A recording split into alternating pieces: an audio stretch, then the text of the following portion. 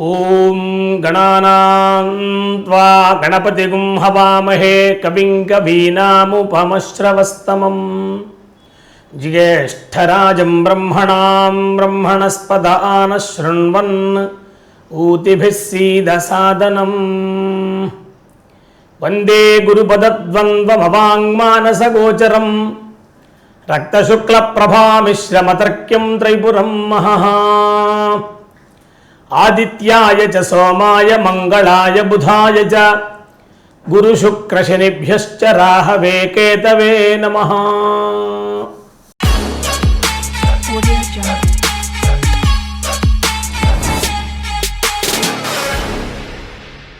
ధనుర్మాసము అనగానే మనకి ఒక అద్భుతమైనటువంటి దివ్యమైనటువంటి వాతావరణం, రమ్యమైనటువంటి సన్నివేశాలు, ఆనందకరమైనటువంటి అనుభూతులు కలిగేటువంటి కాలం ఇది.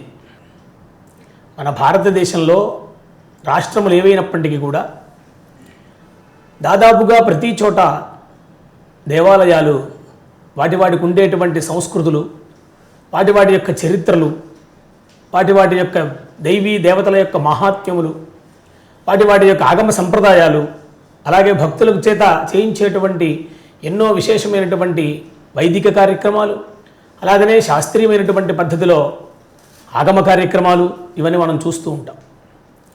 మనకి వేదములు పుట్టినిల్లు భారతదేశం. ఇప్పటికి కూడా అనేక చోట్ల పట్టణాల్లో కానీ గ్రామాల్లో కానీ ఎంతోమంది మహనీయులు, మహాత్ములు, వేద పండితులు, అలాగే స్మార్త పండితులు, అలాగనే ఆగమ పండితులు, జ్యోతిష్కులు, ఇలాగా ఎంతోమంది మన దేశ సంస్కృతిని, భారతీయతని, అలాగనే శాస్త్ర సంప్రదాయాన్ని ఉపదేశం చేస్తూ, అలాగే ప్రజల్ని, భక్తుల్ని, అలాగనే ఆసక్తి ఉన్నటువంటి వాళ్ళందరినీ కూడా భారతీయత వైపు నడిపిస్తూ, ధర్మ మార్గంలో నడిపిస్తూ ఉండేటువంటి సందర్భం. దాంట్లో భాగంగానే ధనుర్మాసం మనకి ఇప్పుడు ప్రస్తుతం.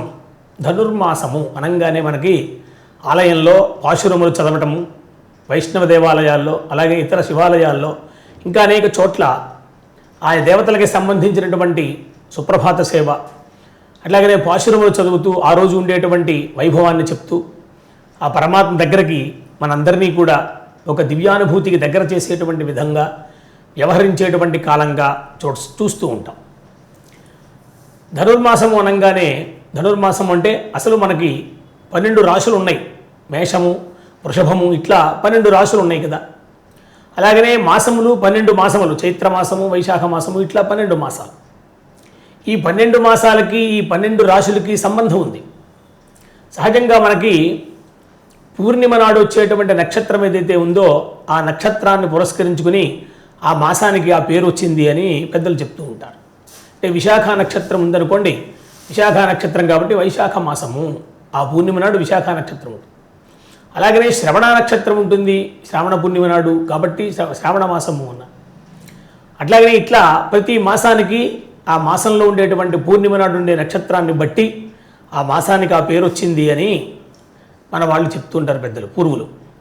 ఇప్పటికి కూడా మనం చూస్తే కాలంలో వచ్చేటువంటి మార్పులు కానీ, కాలం ద్వారా వచ్చేటువంటి అనుగ్రహాలు కానీ మనకి ఎంతో ఉత్తేజాన్ని, ఆనందాన్ని, ఒక శక్తిని ఇస్తూ ఉంటాయి.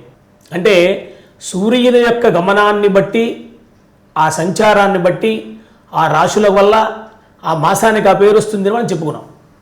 ప్రధానంగా మనకి నవగ్రహాలు సూర్యుడు, చంద్రుడు ఇత్యాది నవగ్రహాలు. దీంట్లో మళ్ళీ గ్రహరాజుగా చెప్పబడేటువంటి వారు సూర్య భగవానుడు. అంటే మనకు ఏ గ్రహాన్ని గురించి మనం చూసినా దాంట్లో సూర్యగ్రహం కానీ, చంద్రగ్రహం కానీ, కుజగ్రహం కానీ, ఇట్లా రాహుకేతు ఇత్యాది గ్రహాలన్నీ కూడా సూర్యుని యొక్క ఉనికిని బట్టే నడుస్తూ ఉంటాయి. సూర్యగ్రహస్య పూర్వత పశ్చిమత అంటూ ఆ దిక్కుల్ని చెప్తూ ఉంటారు. సూర్యుడిని ప్రధానంగా చేసుకుని అది మేరు, ఎలాగైతే మేరు పూస మనకి జపమాలలో ఉంటుందో, ఆ జపమాల ఎలాగా చేస్తున్నప్పుడు ఆ మేరు పూస ప్రధానంగా మనం చెప్పుకుంటామో, అట్లాగా గ్రహములలో సూర్యుడు చాలా ప్రధానమైనటువంటి వారు. అట్లాగనే దేవతాగణంలో కూడా సూర్యుడికి చాలా ప్రాధాన్యత ఉన్నది. భానువారము, ఆదివారం వస్తుంది అంటే మనందరం కూడా ఎక్కువ దేవతారాధన చేయాలి. ఆ రోజు సెలవు రోజు కూడాను. ఆ సెలవు ఇవ్వడానికి కారణాలు అనేక ఉన్నాయి అనుకోండి, కానీ భానువారం రోజుని సూర్యభగవాను తప్పకుండా సేవించాలి. రథసప్తమి ఉంది మనకి, సూర్య జయంతి వస్తుంది రేపు మాఘమాసంలో శుద్ధ సప్తమి నాడు ఆ సూర్యభగవాను యొక్క జయంతిగా చెప్తారు, సూర్యారాధన విశేషంగా చెప్తారు. అట్లాగనే సప్తమి వచ్చినటువంటి రోజు ఆదివారం కనుక వస్తే ఇంకా విశేషంగా చెప్పారు, భాను సప్తమి అన్నారు. ఇంకా చాలా రకాలుగా మనం చూస్తే సూర్యుడిని ప్రధానంగా చేసుకుంటాం. సూర్యుడు ఆరోగ్యం భాస్కరాదిచ్చేత్ అని పెద్దలు చెప్తారు. ఒక ఆరోగ్యం కావాలి మనకంటే సూర్యభగవానుడి ద్వారా మనం సంపాదించుకోవాలి సూర్యారాధన వల్ల అని చెప్పారు. అలాంటి సూర్యుడి యొక్క గమనం ఉంటుంది. ఆ గమనాన్ని బట్టి ఈ మాసాలు ఏర్పడ్డాయి మనం చెప్పుకున్నాం కనుక ఇప్పుడు ప్రస్తుతము ధనుర్మాసంలో ధనువు రాశిలో సూర్యుడు ఉన్నారన్నమాట. మనం ప్రవేశించారు. ఆ సూర్యుడు యొక్క గమనాన్ని బట్టి, ఆయన ప్రవేశాన్ని బట్టి ఆ మాసానికి ఆ ధనుర్మాసము అని చెప్తున్నారు. ధనుర్మాసంలో ధనురాశిలో సూర్యభగవానుడు ఉన్నారు కాబట్టి ఈ మాసానికి ధనుర్మాసము అని పేరు పెట్టుకున్నారు. ఈ ధనురాశిలో సూర్యభగవానుడు ప్రవేశిస్తారు.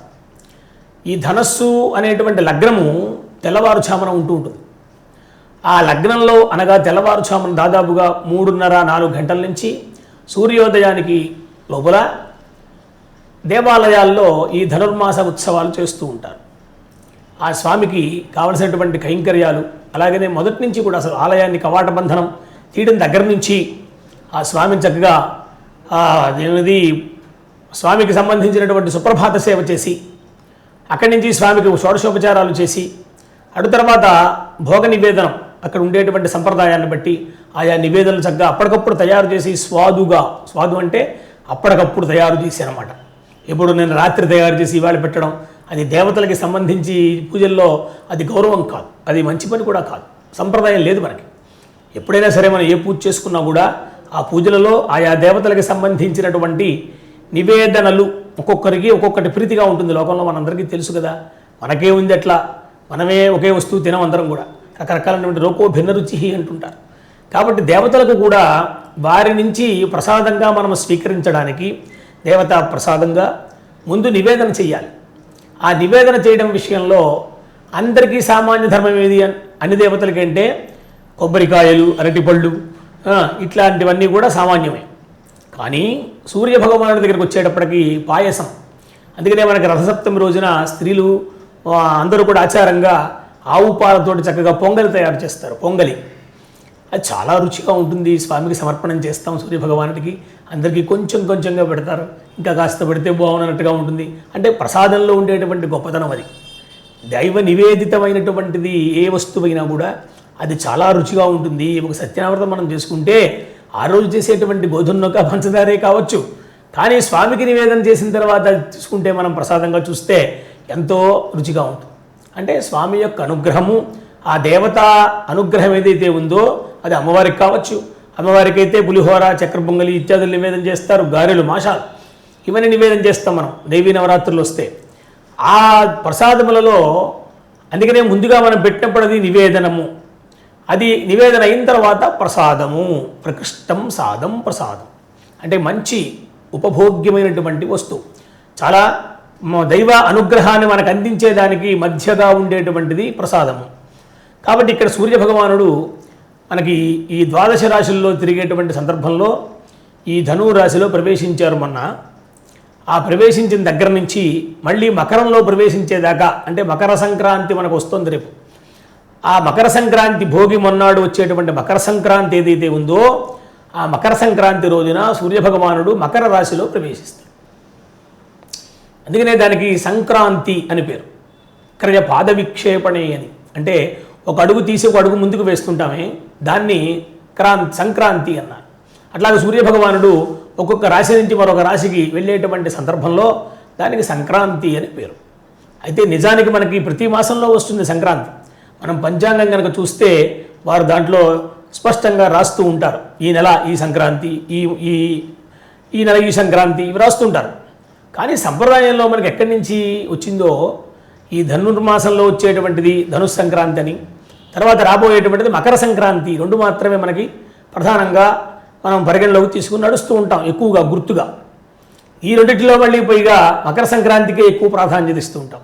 అన్ని దేశీయుల వారు, ప్రధానంగా భారతదేశంలో అన్ని రాష్ట్రాల వారు, అలాగనే అన్ని మతాల వారు, అన్ని జాతుల వారు, స్త్రీలు, పురుషులు, పిల్లలు, అందరూ పెద్దలు అందరూ కూడా మకర సంక్రాంతి అనేటప్పటికీ చాలా ఆనందకరమైనటువంటి సన్నివేశంగా మనం, అలాగనే కొత్త దంపతులు పెళ్ళైన వాళ్ళు రావడం మన ఇంటికి, పుట్టింటికి, వాళ్ళకి మంచి బట్టలవి మనం ఇవ్వడం, అలాగనే తలంట్లు పోసుకోవడం, వాళ్ళకి వస్తువులు, అలాగనే ఆభరణాలు, చక్కటి పిండి వంటలు ఇంట్లో చేసుకోవడం, ఇవన్నీ మనం చేస్తూ ఉంటాం.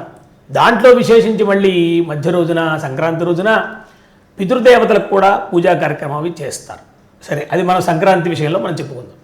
కాబట్టి ఈ ధనుర్మాసంలో వచ్చేటువంటి కాలంలో ధనస్సులో ప్రవేశించినటువంటి సూర్యభగవానుని యొక్క అనుగ్రహంతో ఈ ఆలయాల్లో విశేషమైనటువంటి పాశురములు అని చదువుతూ ఉంటారు. అంటే ద్రవిడ ప్రబంధము అంటారు దాన్ని.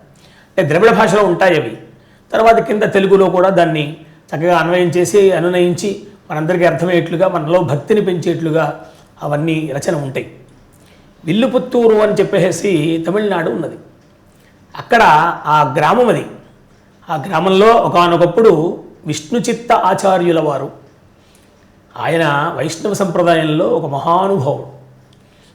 ఎట్లాంటిదంటే సీతమ్మ వారిని జనక మహారాజు ఏ విధంగా అయితే యజ్ఞార్థమై భూమిని దున్నినప్పుడు స్వర్ణపేటికలో సీతాదేవి లభించిందో ఆ సీతాదేవిని లక్ష్మీదేవిగా భావించి తాను పెంచి పోషించి వివాహ సమయం వచ్చేటప్పటికీ శివధనుస్సు అనేటువంటి ఒక గొప్ప వస్తువుని, అనర్ఘమైనటువంటి వస్తువుని అక్కడ పణంగా పెట్టి ఈ ధనుస్సును ఎవరైతే ఎత్తితే వారికే నేను ఈ సీతనిచ్చి వివాహం చేస్తాను అన్నప్పుడు ఎవరూ దాన్ని సాహసించలేనప్పుడు శ్రీరమన్నారాయణ యొక్క అవతారమైనటువంటి శ్రీరామచంద్రుడు 16 ఏళ్ళు కూడా లేవు ఆయనకి ఆ సమయంలో. ఊన షోడశ వర్షో మే రామో రాజీవలోచన అంటారు. దశరథ మహారాజు గారు విశ్వామిత్ర మహర్షి వచ్చి శ్రీరాముడిని నా యజ్ఞం కోసం, రక్షణ కోసం పంపవయ్యా అని అడిగినప్పుడు దశరథుని నోట వచ్చినటువంటి మాట వాల్మీకి మహర్షి వారి చేతి చెప్పిస్తారు. మా పిల్లవాడికి 16 ఏళ్ళైనా ఇంకా నిండలేదే, కాబట్టి చిన్నపిల్లవాడు కదా, అంటే పుత్రవాత్సల్యం, ఆ వాత్సల్యం చేత నేను వచ్చి స్వయంగా ఆ యజ్ఞాన్ని రక్షిస్తాను అంటారు దశరథ మహారాజు గారు. అంటే విశ్వామిత్ర మహర్షి ఒప్పుకోవట్లేదు. ఎందుకంటే సీతాదేవికి వివాహం చేయాలి, సీతారాముల యొక్క కళ్యాణం జరగాలి, అది లోక కళ్యాణం జరుగుతుంది. కాబట్టి అందుకోసం ఉద్భవించాడు కదా రామచంద్రుడు. రామో విగ్రహవాన్ ధర్మ అంటారు. కాబట్టి విగ్రహ రూపాన్ని ధరించినటువంటి మానుష రూపంలో భూలోకంలోకి శ్రీమన్నారాయణుడు వైకుంఠాన్ని విడిచిపెట్టి పూర్ణమైనటువంటి అవతారంగా వచ్చినటువంటిది శ్రీరామావతారం. అట్లాగున ఆ స్వామి యొక్క అవతారాన్ని లోకానికి అందించాలి కనుక ఆ వివాహ విషయంలో అట్లా చేస్తారు. సీతాదేవి ఆ ధనస్సుని ఒకానొకప్పుడు బాల్యంలో ఎడం చేత్తో దాన్ని ఓ ప్రక్కకి నెట్టింది అని వంతె ఆడుకుంటున్నప్పుడు ఆ దృశ్యాన్ని చూసినటువంటి జనక మహారాజు గారు ఈమె చాలా శక్తిమంతురాలు కాబట్టి ఈ శక్తిని ఎవరైతే భరించేటువంటి వారు ఉంటారో భర్తగా ఆ వ్యక్తి ఎవరా అని అన్వేషణం చేసి శివధనుస్సుని పడంగా పెట్టి చివరికి సీతారాములు కళ్యాణం చేసినట్లుగా మనం వింటాం. అది కృతయుగం నాటి విషయం. కృతేతు నరసింహశ్చ త్రేతాయాం రఘునందన ద్వాపరే వాసుదేవశ్చ, ద్వాపర యుగం నాటి విషయం శ్రీరాముని యొక్క కళ్యాణం. ఇది మనం కలియుగంలో ఉన్నాం. ఇప్పుడు ఈ కలియుగంలో ఎన్నో లక్షల సంవత్సరాలు అయింది. ఇప్పుడు ఇంకా ఎంతో ఉన్నది కలియుగం. అది ఉంచితే ఇప్పుడు మనం ప్రస్తుతము ధనుర్మాసంలో చెప్పుకునేటువంటి విషయంలో ఆ విల్లుపుత్తూరు అనేటువంటి గ్రామంలో ఈ విష్ణుచిత్తాచార్యుల వారు గొప్ప వైష్ణవ భక్తులని, విష్ణు భక్తులైన ఆయన ఒక ఆలయానికి ఆయన అర్చన విభాగంలో ఉన్నారు, అర్చక స్వామిగా ఉన్నారు. ఆయన చాలా కాలం పిల్లల కోసం తపస్సు చేశారు, తపించారు. ఆయనకి సంతానం లేదు. అలాంటి సందర్భంలో ఆయన ఒకానొక రోజున తులసి వనంలోకి వెళ్ళారు. తులసి దళాలు కోసుకొద్దామని వెడితే ఆ తులసి వనంలో చిన్న బాలిక దొరికింది అని చెప్తారు. అందుకనే శ్వేతాంబర పరిధానాం బ్రహ్మ విద్యా స్వరూపిణీం తులసీ కారణోద్భూతాం గోదాదేవీం నమామ్యహం అంట. శ్రీగోదాం ప్రణమామ్యహం ఎలాగైనా చెప్పచ్చు. గోదా ఆమె ఎప్పుడైతే చిన్న బాలికగా ఆయనకి కనబడింది ఆ తులసి వనంలో, సంతానార్థి ఉన్నారు మహానుభావులు విష్ణుచిత్తాచార్యుల వారు. అంటే మనస్సు నిండా, చిత్తము నిండా మహావిష్ణువు యొక్క స్మరణ తప్ప మరొకటి లేదు. అంటే ప్రహ్లాదుడు లాంటి వారు. ప్రహ్లాదుడు కూడా అంతే కదా. కాబట్టి ఎటు చూసినా, ఏ జగత్తులో ఏ వస్తువు చూసినా కూడా సర్వం నారాయణ స్వరూపంగా భావించేటువంటి స్వభావం. కాబట్టి విష్ణుచిత్త, ఆయన పేరేంటి విష్ణుచిత్తుల వారు. చిత్తము నిండా విష్ణువుని నింపుకొని ఉన్నవారు. సహజంగా ఏ సంప్రదాయంలో ఉన్నప్పటికీ కూడా భగవంతుని పట్ల ఉండేటువంటి ఒక అచింత్యమైనటువంటి భక్తి వల్ల ఆయా సాధకులకి లోకంలో మనం చూస్తాము, వారిలో ఒక అద్భుతత్వాన్ని మనం చూడవచ్చు. ఆ విధంగా ఆ విష్ణు చిత్తాచార్యుల వారు సంతానం కొరకు తపస్సు చేస్తూ ఉన్నారేమో, వారికి ఆ బాలిక కనబడింది చిన్న పిల్ల, ఆమెను చక్కగా తీసుకుని వచ్చి భార్యకి ఇచ్చి అక్కడి నుంచి వాళ్ళ ఆనందానికి అంతులేదు. చాలా సంతోషంగా వారిద్దరూ కాలాన్ని గడుపుతూ భార్యాభర్తలు దంపతులు ఆ చిన్న పిల్లను చక్కగా పెంచి పోషించి దానికి ఆమెకి గోదా అని పేరు పెట్టారు. గోదా. ఇప్పుడు మనకి చూడండి, ఈ పాశురాలన్నీ కూడా గోదాదేవి చెప్పినటువంటివి అని చెప్తూ ఉంటారు. పాశురాలన్నీ కూడా 30 రోజులండి, 30 పాశురాలు ఉన్నాయి. రోజుకు ఒకటి చొప్పున ఆ గోదాదేవి అవి రచన చేసినట్లుగా, ఆమె నోట వచ్చినట్లుగా, ఆమె ఆ పాశురముల చేత భగవంతుణ్ణి సేవించినట్లుగా మనకి తెలుస్తుంది. గోదాదేవిని అల్లారు ముద్దుగా పెంచి పోషించి విష్ణు చిత్తాచార్యుల వారు చక్కగా ఆమెకి గోదా అని పేరు పెట్టారు. చిన్నపిల్ల యుక్త వయస్సు వచ్చింది, కన్యక. శుక్లపక్షే శిశీయథ అన్నట్లుగా శుక్లపక్షంలో చంద్రుడు ఏ విధంగా అయితే దినదిన ప్రవర్ధమానమవుతూ ఉంటారో ఆ విధంగా ఆ కన్యామణి కూడా చాలా విశేషంగా ఎదుగుతోంది. ఒకానొక రోజున చిత్రం ఏమిటంటే, విష్ణు చిత్తర ఆచార్యుల వారు ప్రొద్దున్నే లేచి ఈ తులసిమాలలు పుష్పమాలలు ఇవన్నీ కూడా చక్కగా అందంగా కట్టుకుని వాటిని తీసుకుని వెళ్ళి పరమాత్మకి స్వామికి సమర్పణం చేస్తారు. ధనుర్మాసం సరిగా ఆ మాసంలోనే ఈ విశేషం వింత అంతా కూడా మనం వింటే చాలా ఆశ్చర్యంగా ఉంటుంది. అంటే భక్తుల పట్ల భగవంతుడికి ఎంత గొప్ప అనుగ్రహం ఉంటుందో చూడండి, ఇక్కడ తెలుస్తుంది మనకి. ఎందుకంటే భూలోకంలో విషయం ఇది. ఈ గోదాదేవి విష్ణు చిత్తాచార్యుల వారి ఇంట్లో ఆమె లభించింది. జనకుడికి సీత లభించినట్లుగా విష్ణు చిత్తుల వారికి గోదాదేవి లభించింది తులసివనంలో. మరి ఆయన ఎంత తన కుమార్తె కంటే మిన్నగా ఆమెను పెంచి పోషించారు. ఈమె యొక్క ఆరాటం ఏమి అంటే, రోజు కూడా ఆ స్వామికి సమర్పణ చేసేటువంటి మాలికలన్నీ కూడా తల్లి ఈ కుమార్తె ఇద్దరు కట్టేవారు. కొద్ది రోజులు అయిన తర్వాత పురాణముల ద్వారా విన్నది మహావిష్ణువు యొక్క వైభవాన్ని. విష్ణువు చాలా సౌందర్య స్వరూపుడని, అనంత శక్తి కలవాడని, ఈ యొక్క ప్రపంచానికంతకీ కూడా మూలాధారమని, ఇంకా ఇట్లా అనేకమైనటువంటి కథలు, భాగవత కథలు ఇవన్నీ కూడా ఆమె తల్లిదండ్రుల ద్వారా వింటూ ఉన్నది. రోజు కూడా వింటూ ఏం జరిగిందంటే, ఆ మహావిష్ణువు యందు తన యొక్క భక్తిని ప్రేమని పంచుకోవడానికి సిద్ధమైంది. అంటే తన ప్రేమ ఎప్పుడు వస్తుంది అంటే, ఆమెకు యుక్త వయస్సు వచ్చి కన్యామణిగా ఆమె వృద్ధి చెందిన తర్వాత ప్రేమ అనేటువంటిది ప్రారంభమవుతుంది స్త్రీలకి. కన్యాత్వం వచ్చిన తర్వాత, అట్లాంటి స్థితి వచ్చిన తర్వాత ఆ దివ్యమైనటువంటి రూపాలు, ఆ గాథలు వింటూ మహావిష్ణువు యందు తనకు ప్రేమ ఒకటి ప్రారంభమైంది. అంటే నేనంటూ ఎప్పుడైనా వివాహం చేసుకుంటే ఆ మహావిష్ణువునే వివాహం చేసుకుంటాను అనేటువంటి స్థాయికి వెళ్ళిపోయింది ఆమె ప్రేమ. భక్తి కాస్త ప్రేమగా మారిపోయింది. లోకంలో చూడండి, ఉన్నది ఒకటే, ఉండేటువంటి ఒక ప్రేమనండి దాన్ని తర్వాత భక్తి అనండి, లేక వాత్సల్యం అనండి, లేక గౌరవం అనండి, ఇవన్నీ మన లోకంలో చూస్తాం. గురు శిష్యుల మధ్య ఏముంటుంది అంటే వాత్సల్యం ఉంటుంది. శిష్యుడికి గురువు పట్ల భక్తి ఉంటుంది, శిష్యుని పట్ల గురువుకి వాత్సల్యం ఉంటుంది. అలాగనే భార్యాభర్తల మధ్య ప్రేమ ఉంటుంది పరస్పరంగా. అట్లాగే ఒక సమానమైనటువంటి స్నేహితులు ఉంటే ఒకరి పట్ల ఒకరికి అనురాగం ఉంటుంది, అది కూడా ప్రేమగానే చెప్పవచ్చు. కాబట్టి ఎంతో విశేషమైనటువంటి పదాలు ఇవన్నీ కూడా.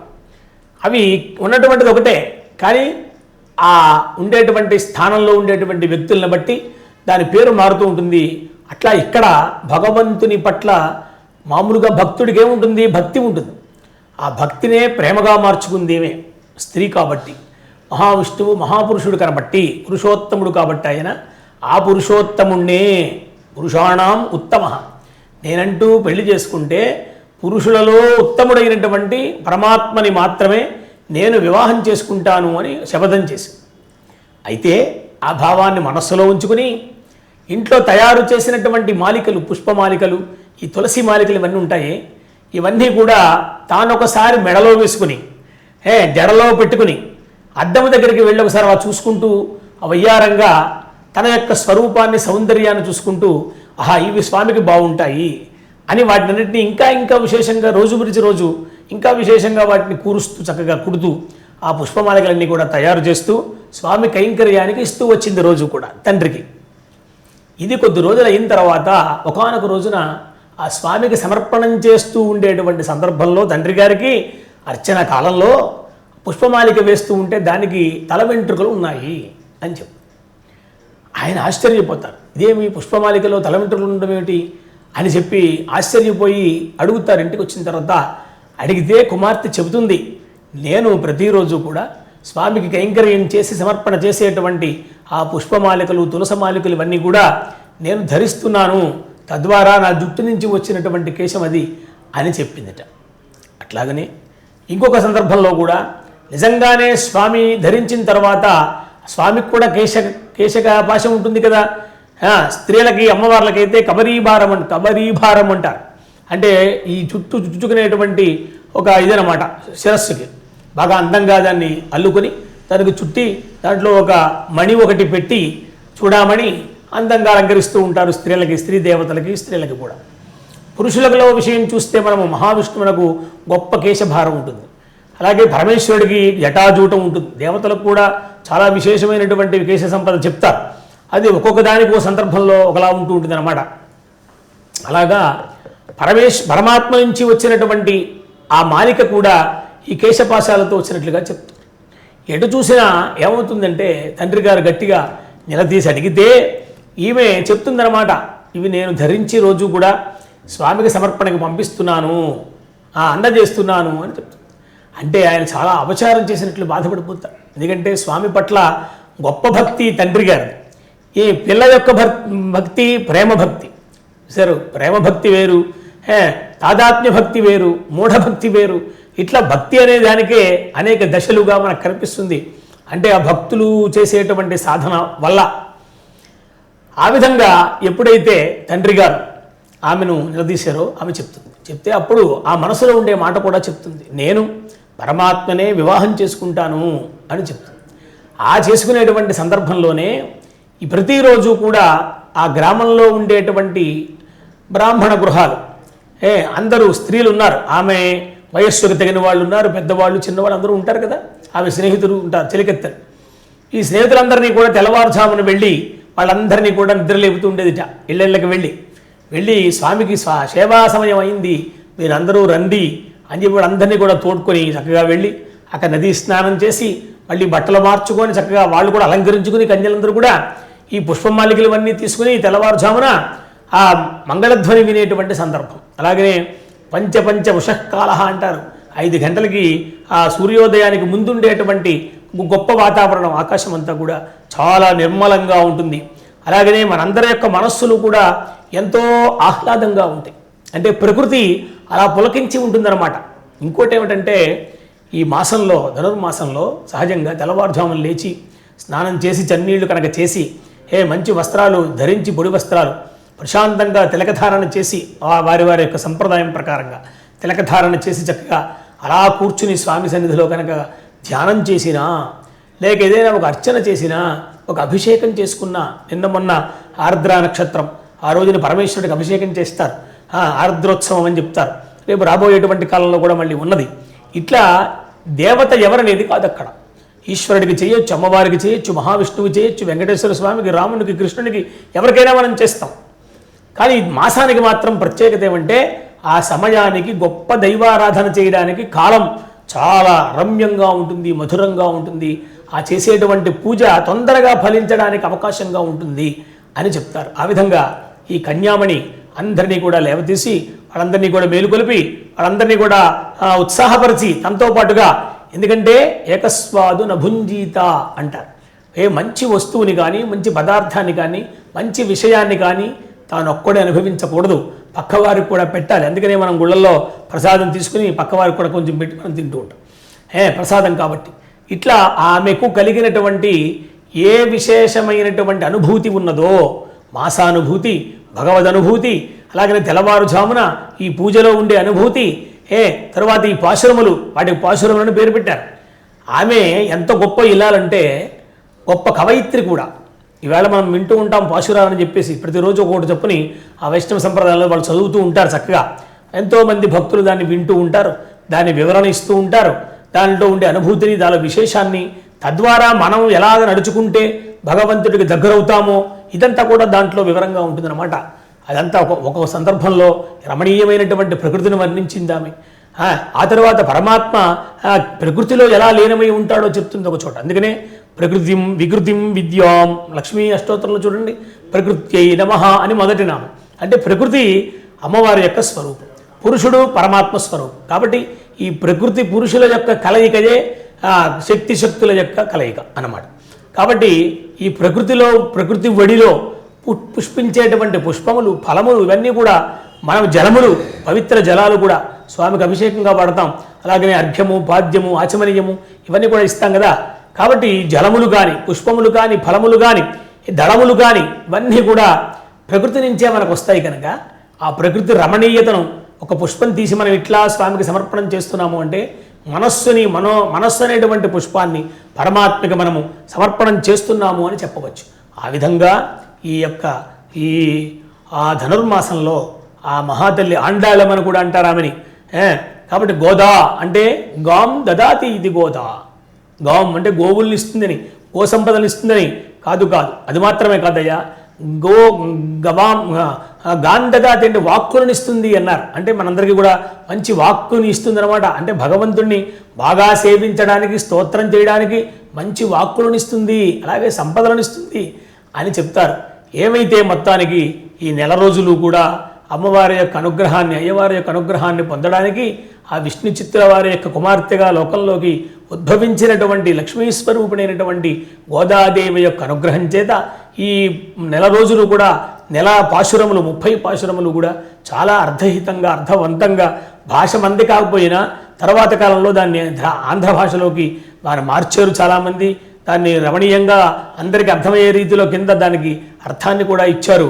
అలాంటి పాశురముల యొక్క తాత్పర్యం ఏమి అంటే ఈ మాసం అంతా కూడా భగవంతుడిని ఎలా మనం సేవించాలి, ఎలా సేవిస్తే భగవంతుడి దగ్గరికి మనం పెడతాము, దగ్గరవుతాము, భక్తిని పండించుకుంటాము.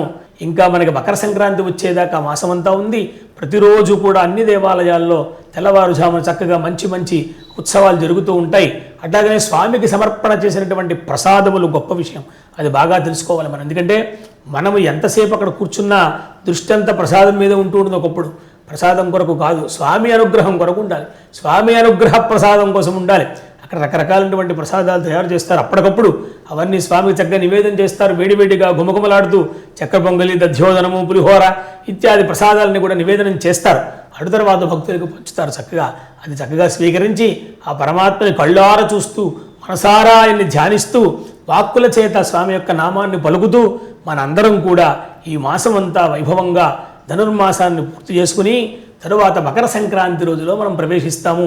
మకర మాసము అంటారు. అక్కడి నుంచి ప్రారంభించి ఆ మకర సంక్రాంతిని గూర్చి మరొకసారి చెప్పుకుందాము. చూస్తున్నటువంటి ప్రేక్షకులందరికీ అలాగనే అభిమానులకందరికీ కూడా ఈ ధనుర్మాస విశేషాన్ని పురస్కరించుకొని అందరికీ పరమాత్మ యొక్క అనుగ్రహము, ఆ గోదాదేవి యొక్క అనుగ్రహం కలగాలి అని నేను మనసారా కోరుకుంటూ, ఇయం వైరజతా అసౌహరిణీ యద్రుక్మౌ భవతః ఆభ్యామే వైనముభయతః పరిగృహ్ణాతి వరుణస్య వా అభిషిచ్యమానస్యాపః ఇంద్రియం వీర్యం నిరగ్నన్ తత్సువర్ణగుం హిరణ్యమభవద్ యద్రుక్మమంతర్దధాతి ఇంద్రియస్య వీర్యస్య నిర్ఘాతాయ శతమానో భవతి శతక్షరః శతాయుః పురుషశ్శతేంద్రియః ఆయుష్యేవేంద్రియే ప్రతిష్టతి ఆయుర్వై హిరణ్యం ఆయుష్యా ఏవైనమభ్యతిక్షరంతి తేజో వై హిరణ్యం